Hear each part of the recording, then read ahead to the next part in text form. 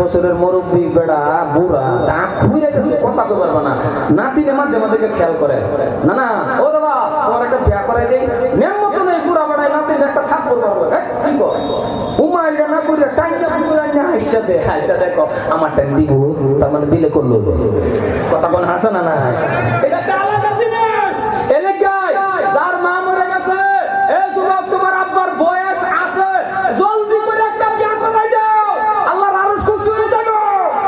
তুমি ফার্ম দিও না তোমার বাইরে, বাপ তার মা মরছে তার বাইরে ফার্ম দেয়, মাঝে লোকে ফার্ম দেয়। আমার বাপ বিরাট বলা, 8 বছর ধরে আমার মা মরছে, কোনোদিন বিয়ার না মিল না। আমার বাপ বিরাট বলা, বাইরে কহ বুঝো আমার ভিতরে আগুন, তুমি জানো ফার্ম দেও আমারে, অন কইবার না ধরে জলদি করে বিয়া করাই দে।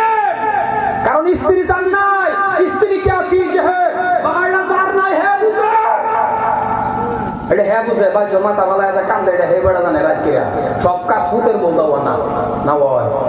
ইয়া আল্লাহ কথা কয় না ওই নাকি এটাকে জলদি করে বিয়া করাই দিবেন। আন্নে বাপ সাইজে যায়, আন্নে বাপ হইয়া ফুট বানায় বিয়া করাই দিবেন।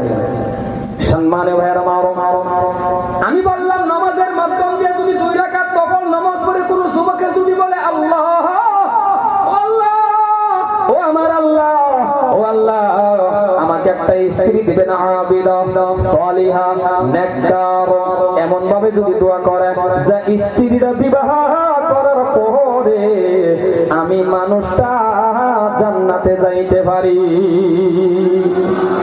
কোনদিন একটা যুবকের দোয়া করছে না?